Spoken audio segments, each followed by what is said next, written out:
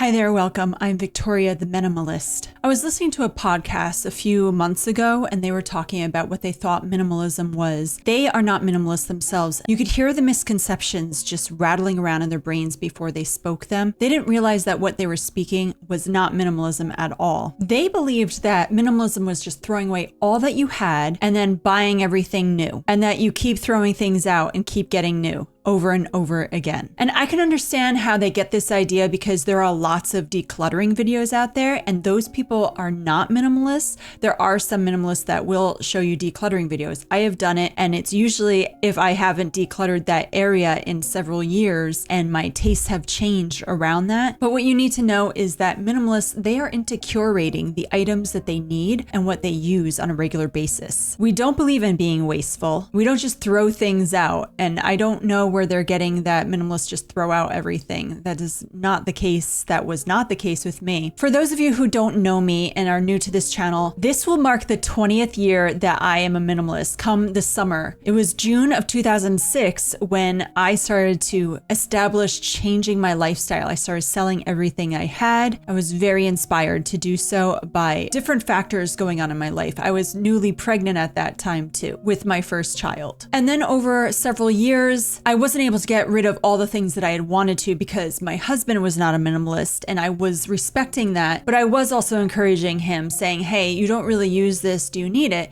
And sometimes he'd be like, no, you could sell that or you could get rid of it doing whatever. So I would donate things. I would sell things on eBay. I would sell things on Amazon when it was still sort of newer. I would sell things on different websites. I would give things to people that I knew that maybe could use the items, specifically if they were doing a hobby that I no longer was a part of enjoying and ready to move forward from. And I have not returned back to those hobbies that I was willing to part with those items for. I have 10 different factors to show you this is not minimalism, yet people that are not minimalists will think that this is what minimalism is. So these are the misconceptions for you.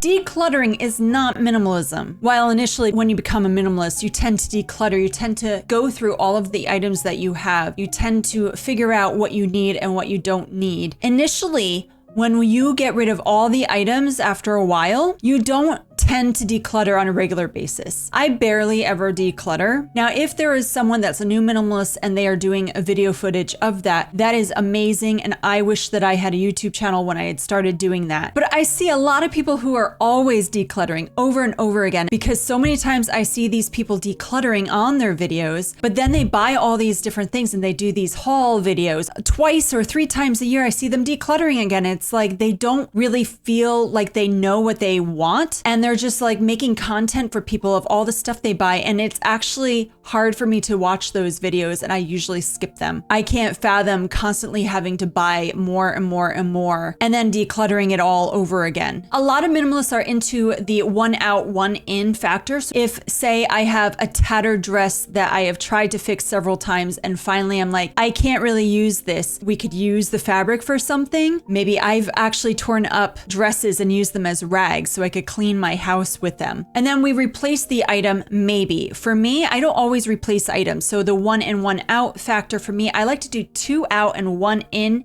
if I have to replace it. I want to have less than I have an equal amount even. I don't like to have a lot, but it's okay if I'm using that item. So what happens that after your initial declutter, it becomes a habit that you're just used to doing this 1 in, 1 out factor or whatever it is that you use as a method. So these habits become built. I don't bring in a whole bunch of stuff before I have to get rid of other stuff. It doesn't work like that for most all minimalists that I have known or seen. 2, minimalism is about owning nothing. That is not the case. I own things. We are not a cult. We're not restricted by a certain set of rules or numbers of items that we have. While some people do number their items and they really like doing that and to curate understanding what they have, I have never been one who has taken pictures of every single possession I have to keep an order form of it. I know where everything is and I know where to find it. I don't ever lose things because I just know where everything is because there's just not a lot. We own what we use regularly and need regularly. And that is really what minimalism is. It is about keeping and owning the items that you have, and that if you don't use those on a regular basis, why do you have them? There are questions you ask yourself. Do I use this often? What do I need it for? If I don't use it often, and if I don't really need it, why do I have it? Some people do like to own hardly anything. I think that's amazing if they can have an empty room and just a futon and maybe a couple outfits or live out of a backpack. That is the dream. That is something that doesn't always work. It depends on your family size. It depends on what your job, what your hobby is, things like that. It is commendable to live off of little, and it will help their finances a lot too. Number 3, I can't be a minimalist. I have too many hobbies. I have too many hobbies, and I've had several hobbies over the course of my life, and some that I've had for 30 plus years and I continue to have. One of those hobbies would be I write letters to pen pals. I create my own envelopes off of using different papers and different things like that, stickers. Most of the things that I have, this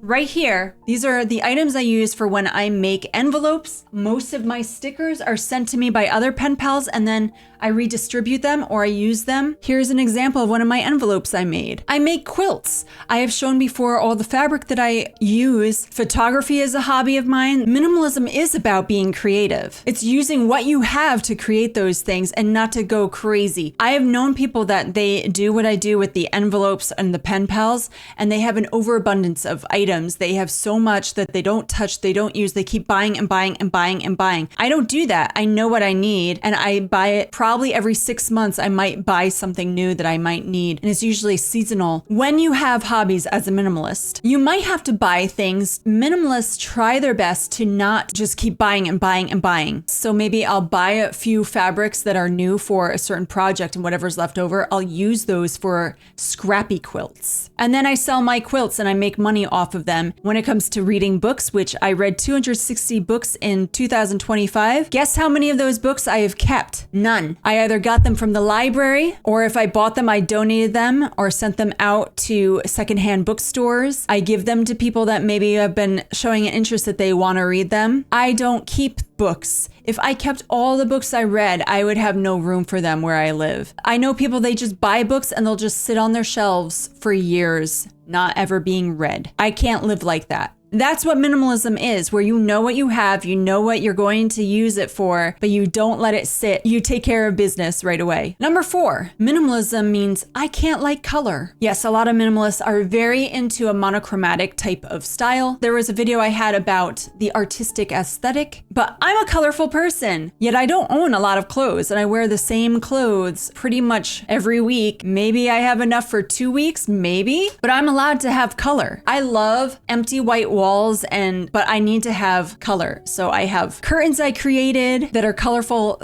in my house, but some people, they might not want color, and that is their choice. That is up to them. I'm very much not that type of person. Number 5, minimalists wear the same items every day. So I don't wear the same item every day, but my husband has a uniform. He wears the same outfit all the time. He is a monochromatic person with the colors he wears. So I like fashion. My husband, he is not into that. He's more into being comfortable. Some people have capsule wardrobes. They say for each season, they want this amount to wear throughout the season, and they switch things up where they change up how their outfit looks. I don't have enough items to do a capsule wardrobe, but then there are minimalists that have less clothing than I have, and there have been people on my videos that say, I have less clothes than you. It's like, congratulations. You are more minimalist with your clothing than I am, and that is okay. We are all different. We all have different tastes, but I know what I like and what I wear, and what I have, I wear on a regular basis all the time. 6, I'm not allowed to have more than one kid. I've even been told that I'm not minimalist enough because I have 3 children, and that's ridiculous. You are allowed to have as many kids as you want and still be a minimalist. I have raised my children to be minimalists, and they have enjoyed that. It makes them content.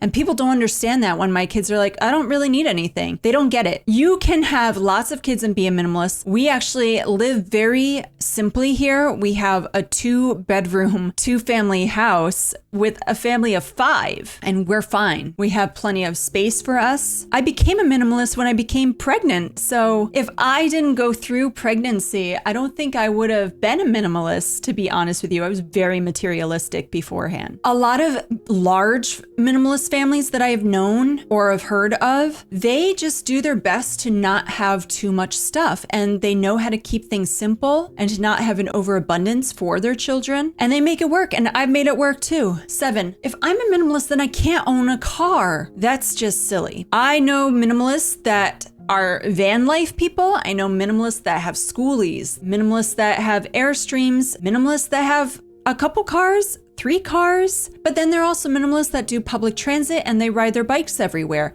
I am one that would ride my bike everywhere if I lived in an area where it was safe. And we used to share 1 car for the longest time until my husband started to work an hour away. And then I had to take my kids to different places and I needed to do appointments, and it just wasn't feasible for us to have 1 vehicle. So that's where you learn what you need something for. So you have to learn and try to understand what works and what doesn't. 8, I'm only allowed to have secondhand items if I'm a minimalist. I love secondhand items and I like being able to stretch out the life of something without being wasteful. And it's really good for the environment. However, I do buy some new things here and there because I need that quality that will last me for a long time. Sometimes when you have used, it wears out faster. Sometimes if you try to upkeep it, it doesn't last that long. Sometimes spending more on an item that will last you a longer time is way better than getting something secondhand that was not made with sturdy material, things like that. You have to keep in mind there are wealthy, middle class, and poor people that are all minimalists. And not all minimalists are into sustainability. I am, but I know of several that are just starting to learn about that or just getting into it. While I think about where the item came from, who made the item, the sourcing that was involved with it, and not everyone is there. And that is okay. Number 9, minimalists are all vegans. I'm not a vegan. Again, everyone's in different spectrums. You have carnivores, keto people, vegetarians. I'm a pescatarian myself. Number 10, minimalists don't care about sentimental items. Depends on the person. I have seen minimalists that they have something that was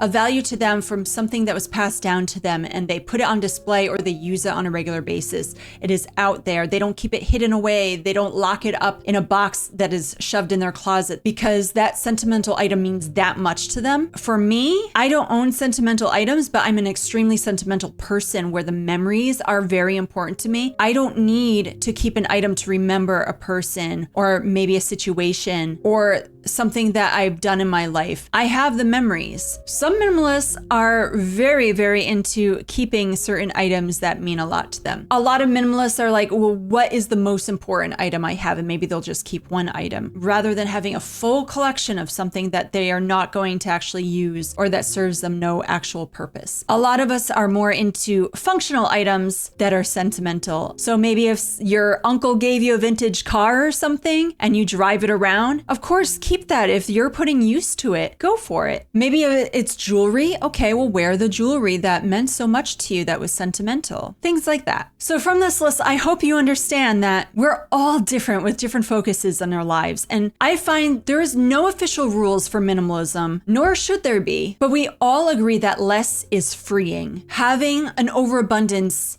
is overwhelming. So go with the less because it's just so amazing to not worry about maintaining those things. My form of minimalism has definitely changed over time as I have grown and my interests might vary, and then my children have grown and their interests vary. So we've changed over time, but we've maintained making sure that we have what we need and what we use. So thank you so much and have a wonderful day.